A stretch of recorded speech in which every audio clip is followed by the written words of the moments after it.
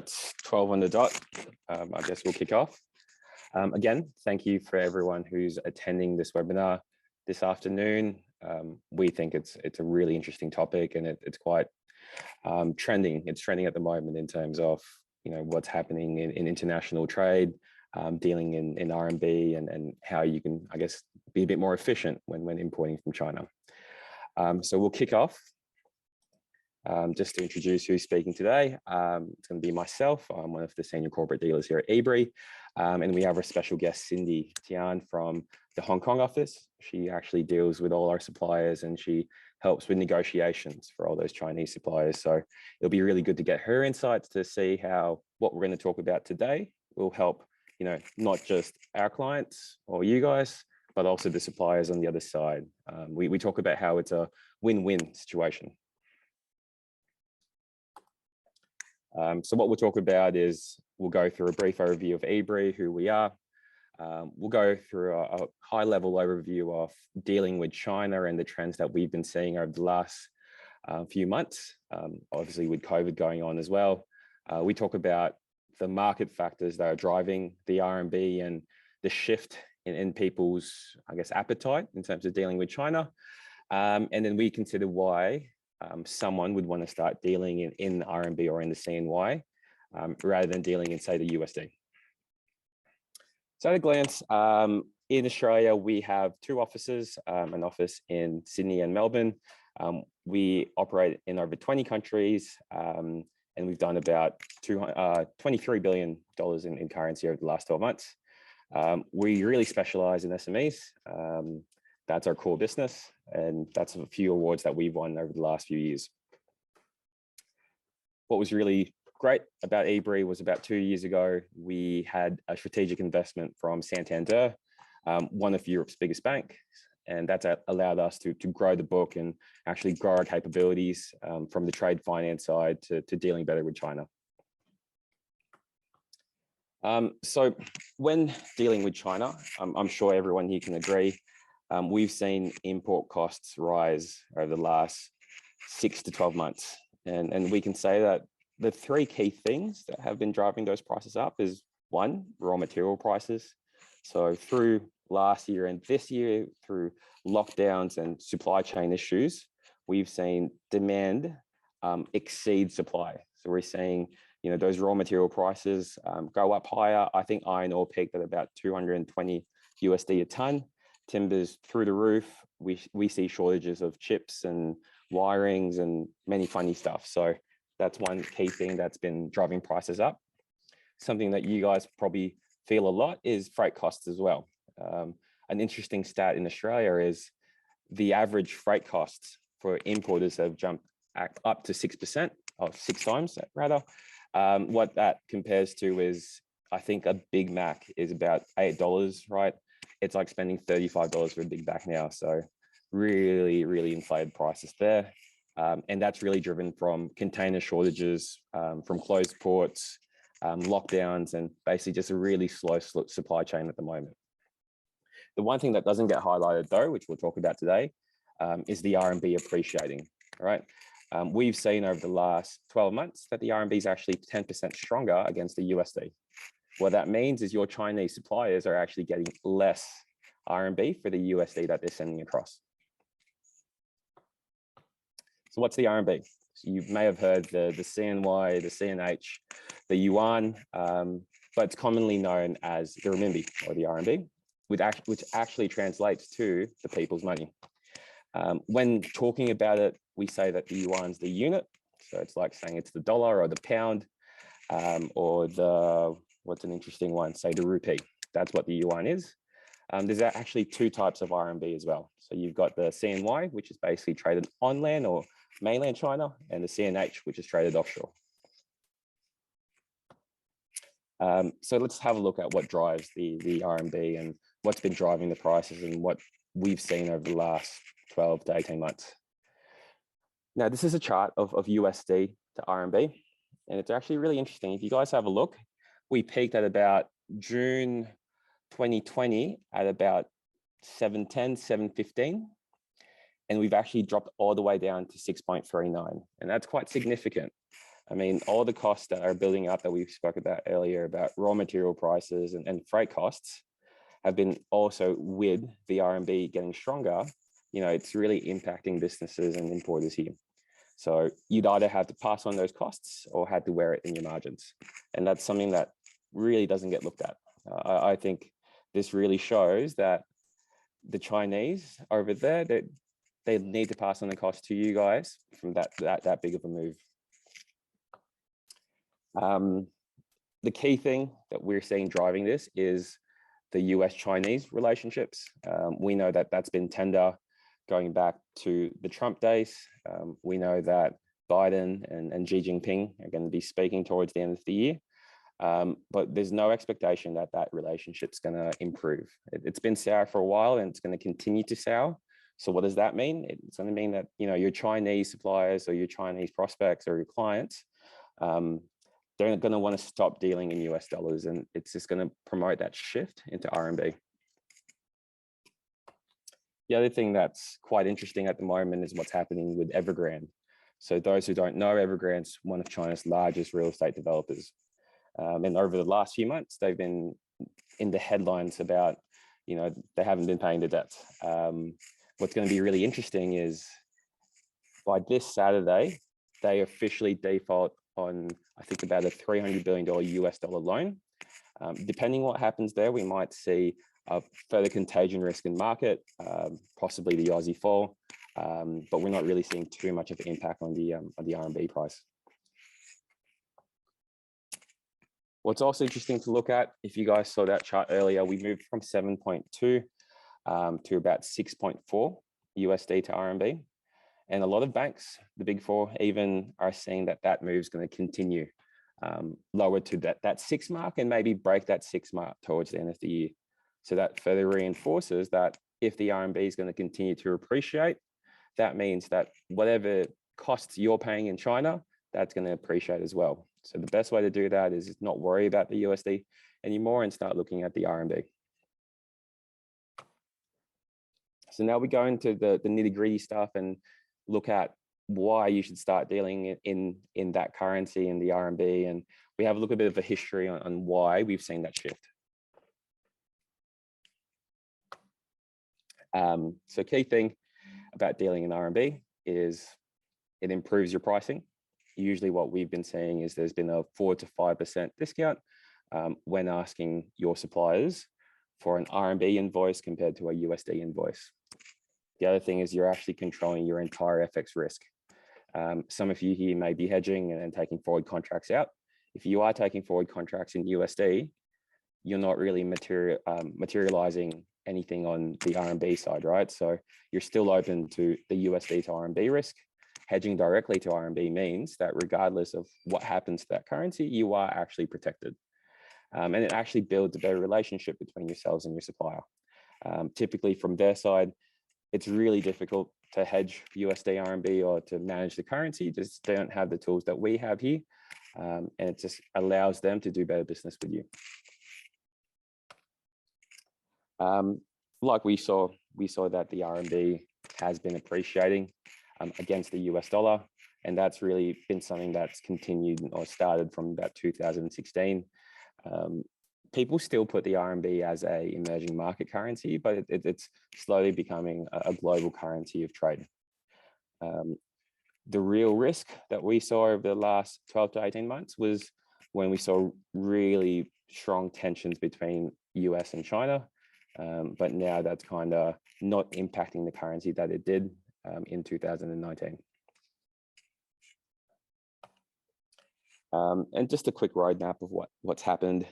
In the past, it was really difficult to trade in RMB. So for those of you in the call here who have been dealing internationally for a long time, you would have known that in the past, it just wasn't a part of the conversation.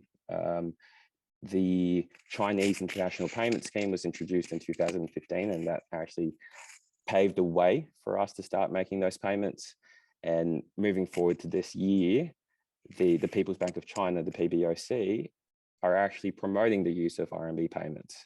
And their side, it gives them more transparency of money inwards and outwards, and it helps with money laundering on their side as well. So really you could see from this chart that everyone's shifting their view on not doing RMB payments to doing RMB payments, especially from a regulator side as well. And your suppliers are asking for it as well. What we've seen over the last 12 months is suppliers have proactively asked for their clients or their importers to be paying them in RMB because it's helping them. It protects from what we said, any negative movement from the USD to RMB exchange, and it avoids them having to pass any costs to those importers, right? If they're dealing in RMB, like we said earlier, any negative move doesn't need to be passed on. And on the buyer side, you've only got one side risk, right? You're not going to be exposed to dollar RMB movements, and everything's just smoother on that side. And you could see it's been taking into mainstream media now that's how we're going to start dealing with China. So I guess in the long term, what you might be seeing is a less demand for the USD from a trade side and more demand for RMB on the trade side. So we could have a look here on, say, a material example of what happens when you have an invoice from a supplier and it's in USD, and you have an invoice from a supplier if it's in RMB. Any moves for the supplier, right, in the currency. So when the currency moves, let's say if it moves from 6.4 now to say 7, they won't pass that cost on, right? They'll keep all that cheese from 6.4 to 7, which means they make more profit. But if the market does drop, they're going to pass that cost on to you. So that's why we're seeing over the last 12 months, a 5% increase to a 10% increase in imports from China.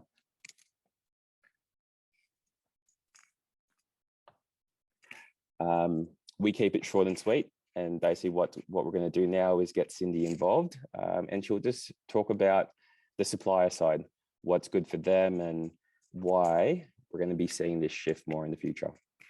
Over to you, Cindy. Great, thank you, Patrick. Actually, you have already mentioned the benefit of CNH payment to the suppliers. So I would be more like sharing the feedbacks from suppliers, because we are doing that for the last 1 year to speak with suppliers and suggest them how we are operating and the advantage for them. So basically, we saw the Chinese suppliers are more open to the usage of RMB. On the one side, it's because of the Chinese government is promoting that, because they are opening the seminar to promote the RMB and get away from the USD fluctuation.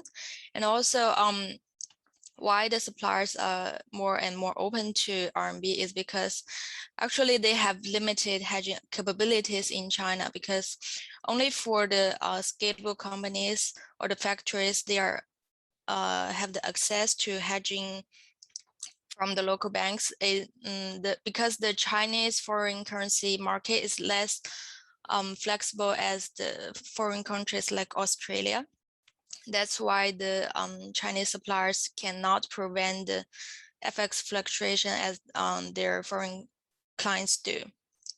And also for the company who are based in the major export hubs like Zhejiang, Guangdong, Shanghai, they are more open to RMB because they know all the available information. They were and even they have some experience with CNH from other countries, and they can easily share the experience to the Australian clients.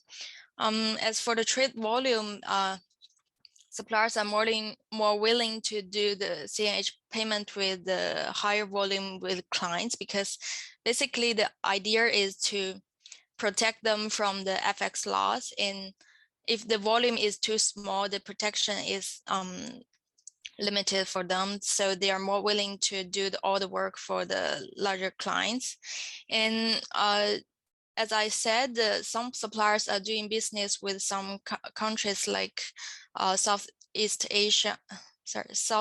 countries and Russia and India, because Chinese was actually promoting the CNH payment in the exporting and importing business since like 10 years ago.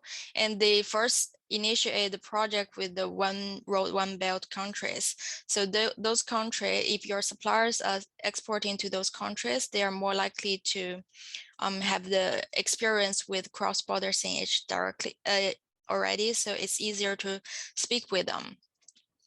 As for the nature of industry, because there are so many industries in export, but generally we are seeing most people are willing to do CNH because all their costs are in CNH, and if they can export in CNH, they can basically remove all the FX exposure. And for the client side, you're having the AUD USD exposure already, so it doesn't matter for you to move from AUD USD to AUD CNH. But in general, we did see some sectors that is harder to convert to CNH payment because they might import the raw materials in USD, like wheels or tires. But most of the industry is easy to ask them to do the CNH payment. So the next slide, I would talk about some common issues we saw from suppliers, because actually I have know many suppliers or clients are actually trying to do the CNH earlier, like 2 years before, when like in 2018, the FX rate is really terrible at that time. People are looking for alternative solution to prevent the FX loss, but at that time they do not have the assistance from their bank. They simply try and they saw some obstacles and they stopped. But for Ebury, we are offering the value-added service. Like for me, we have the team to help the client to speak with their suppliers to negotiate the price and explain the process to make sure everything is smooth and legal. So in the past year, we saw some common questions, like supplier might say, I can't get tax forward refund if you pay in RMB. That's actually a misconception, because for Ebury, we are doing the cross-border RMB. We are not finding any Chinese company to send a domestic transfer. It's different. As long as the money is from Australia, it's a cross-border RMB. They can still claim the export business and get the tax refund, same as the USD, but get protected from the USD depreciation. Another one is that sometimes they said, my bank asked me a lot of paperwork to receive RMB. But actually this thing is, large scale, they are relieved because the government is promoting this thing as well. So they did an announcement, and in the end of last year, they are asking the bank to simplify all the process. And currently suppliers can simply submit all the documentation online, because they are doing everything like tax refund or custom declaration or banking, receiving the payment online. So they can do it. Actually, it's kind of misconception, because sometimes they don't try and just reject it. And the third is that some suppliers, some of them are opening the offshore companies to receive the money, because it can help them to play around with the tax. For offshore company, you can enjoy lower tax like in Hong Kong. For those suppliers, actually they are willing to protect themselves from the FX risk, but they cannot. Their bank might not accept RMB directly because they're offshore. So to keep with that kind of supplier, we also offer a unique solution.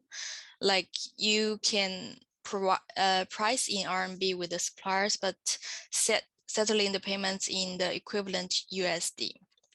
It's not intuitive, but you can definitely speak with the Ebury dealers to get to know more about it.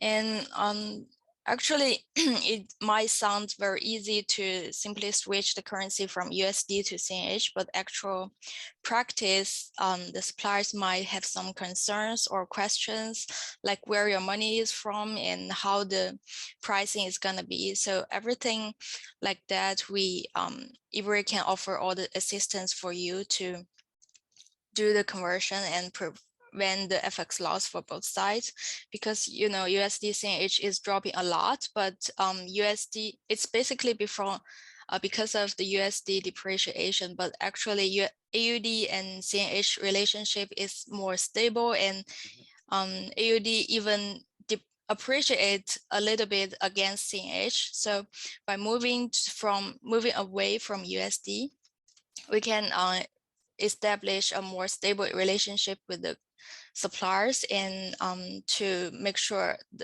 to get away the FX talk from your business. Awesome. Thanks, Cindy. I guess as a takeaway, if for the clients on the call here, how should they start those conversations? What's the best first step for them to start talking about RMB with their suppliers in China? Usually it's easy because you can simply drop an email like, do you accept cross-border CNH payment to your suppliers? Yeah.